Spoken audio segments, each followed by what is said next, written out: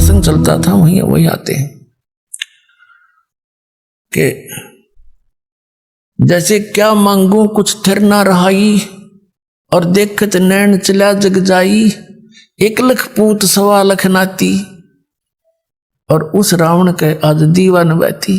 के मांग गई यहाँ की घटिया वस्तु, ठीक है भगवान दे रहा है ठीक है, और डिमांड करो ना देता ये मत सोचो कि भी भगवान ने ऐसा क्यों नहीं दिया। ये सब कुछ दे सकता आपको, ये जो चाहे सो कर सकता कबीर परमात्मा। इसकी डिक्शनरी में इम्पॉसिबल वर्ड नहीं है, ये वो समर्थ परमात्मा है।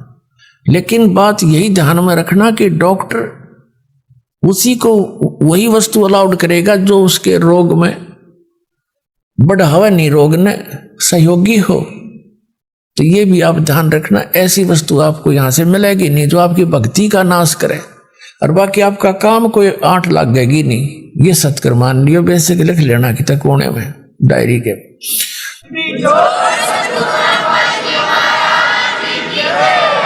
तो क्या बताते हैं कि दुविधा चतुराई, दुविधा दुर्मति चतुराई में जन्म गया नर तोरा रे, और अब भी आन मिलो सत्संग में, और करो गुरु ज्ञान पे गौरा रे, यानी गौर करो इसमें, गड़े ध्यान से विचार करो जो गुरु जी ज्ञान बताते हैं।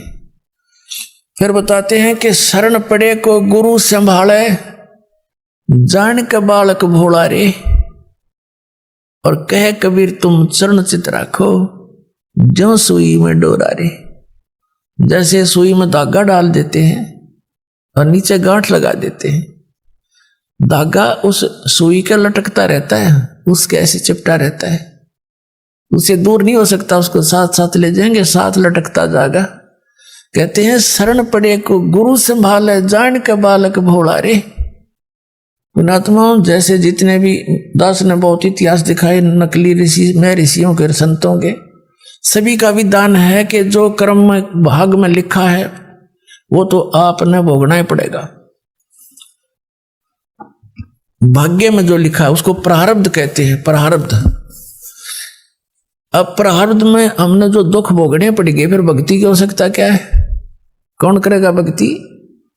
1-2 चोटी सी लाग जब आदमी फूक देगा ठाके सारी मूर्तियां नरुन फोटुआ ने, तो क्या कैसे भक्ति कर सकता है? दिल टूट जाता प्राणी का। भक्ति करने की उत्साह तभी बनता है जब आदमी आने वाली आपदा का पता लग जाता कि ऐसा होना था, और फिर एकदम परमात्मा उस बला को टाल देगा आपकी, और आपको महसूस भी होगा सचमुच आज शरण में ना होते थे, बिजली गिर गई थी।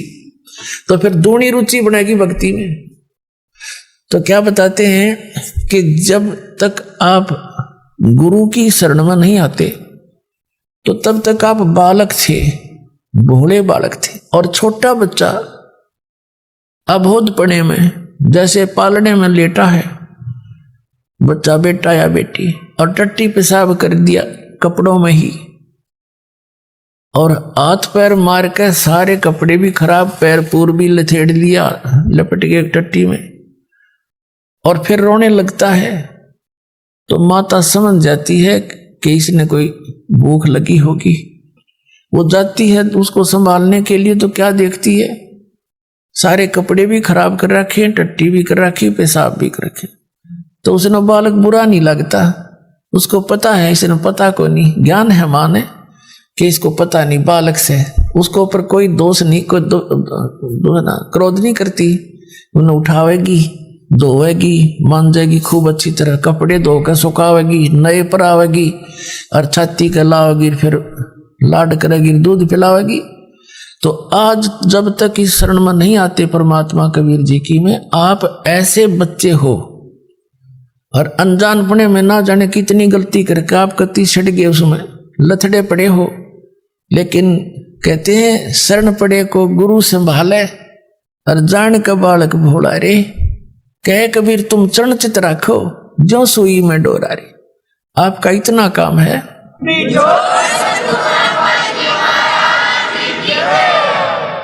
आपके जो प्रारब्ध में जो पहले के जितने भी पाप थे वो आपके साथ लपेट के भेज रखे काल ने, और जिसे पुण्य थे वो भी अंदर डाल दिए, तो आपके दोनों मिलाकर मिश्रण कर रखा है। तो अब परमात्मा आपके उन पापों को धोएगा सारा ने, और फिर आपको सोच कर लेगा, और सोच करके फिर सीने का लगाओगा और सतलोक में ले जाकर दूध पियाओगा, यानी वहां सदा सुखी कर देगा आपको।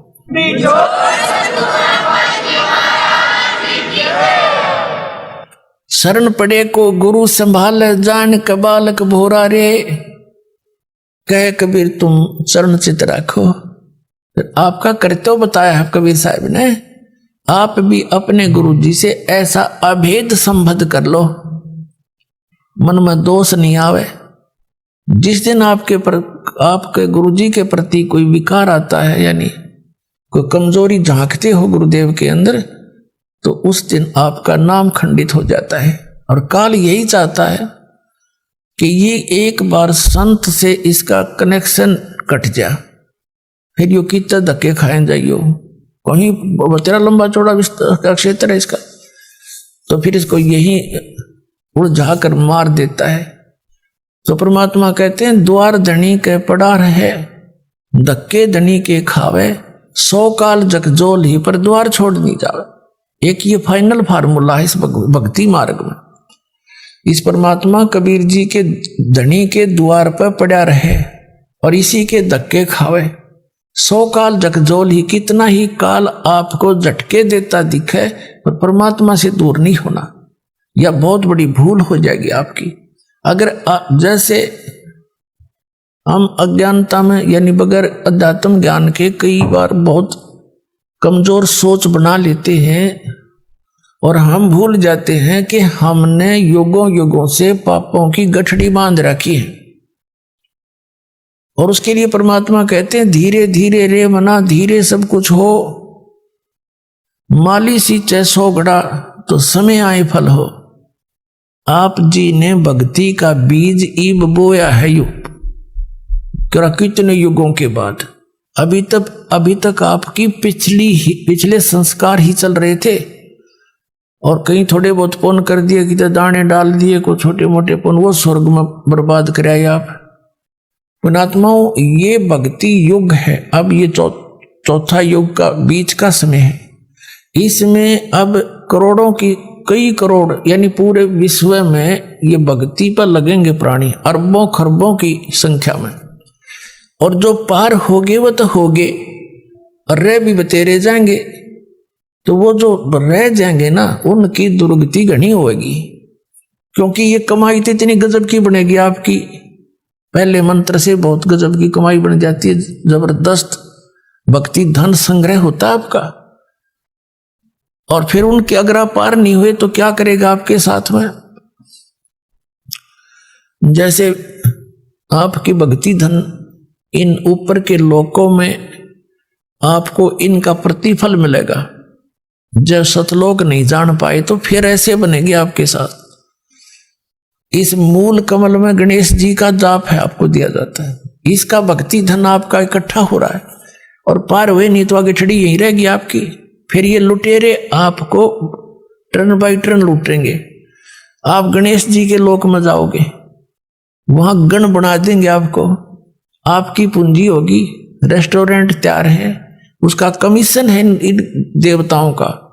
जैसे होटल के मालिक होते हैं उनका कमीशन होता है वो अलग से, यानी उसमें अपना नारा चार्ज लगाते हैं उस बिल में। तो आप कहीं किसी में 10% आपकी कमाई से, किसी में 15%, किसी में 20-25% ये अपना लेते हैं, तब अपना गुजारा चला रहे हैं। कंगाल लोग है 21 ब्रह्मांड तक का उस सतलोक की दृष्टि में। और अब भक्ति के धनी लोग वहां जाते हैं, जैसे यहाँ कुल्लू मनाली में जाते हैं गर्मियों में सेठ लोग, और 10-20 हजार रुपये खराब करके उल्टे फिर आ जाते हैं मुंह लटका के कर्म क्षेत्र में। तो आप इस मूल कमल के मंत्र का जाप जो आपको दिया जाता है गणेश जी के लोक में, वहां ठाठ करोगे, यहाँ के नकली ठाठ। जब वहां आपकी ये पूंजी समाप्त हो जाएगी उसके बाद आपको भेजेंगे ब्रह्मा जी के लोक में, क्योंकि उसका भी जाप आपने कर रखा है। वहां जब आपकी धन खत्म हो जाएगा फिर जाओगे विष्णु जी के लोक में, क्योंकि उनका भी आपने धन इकट्ठा कर रखा है, फिर उसके रेस्टोरेंट में वहां रहोगे। उसके बाद फिर जाओगे आप श्री शिव जी के लोक में, उसकी भी कमाई करते हो, मंत्र जाप करते हो। फिर जाओगे दुर्गा जी के लोक में, और वहां भी जब समाप्त हो जाएंगे फिर आपके 2 मंत्र का जाप और रह गया, ये 2 अक्षर का सतनाम का जाप, तो उससे जाओगे आप फिर ब्रह्मलोक में, इस काल के निज लोक के अंदर। वहां कोई हजारों युगों तक आप उस ब्रह्मलोक में रहोगे। वहां इस ओम के धन को खत्म करके फिर वापस आओगे, और फिर इस सतनाम के अंदर जो दूसरा मंत्र है, इसने काल ने उस ब्रह्मलोक में जीव को धोखा देने के लिए नकली सतलोक, नकली अलखलोक, नकली अगमलोक और नकली अकैलोक बना रखे। तो उस पूंजी को फिर ये आपकी वहां बर्बाद कराएगा।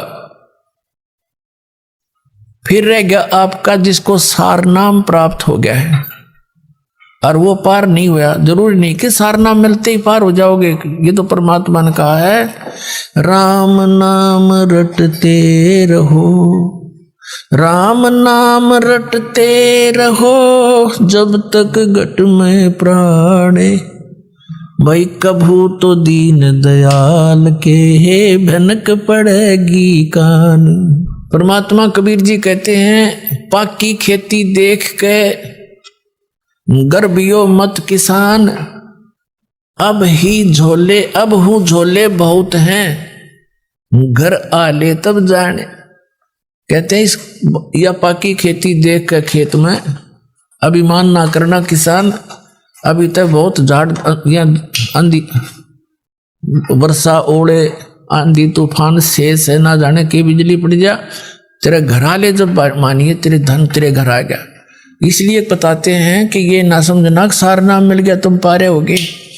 सार नाम की कमाई और मर्यादा में अंतिम श्वास तक करते हुए, और एक विशेष कसक बनाओ सतलोक में जान की, तब वहां जाओगे। जा आशा तांबासा हुई मन कर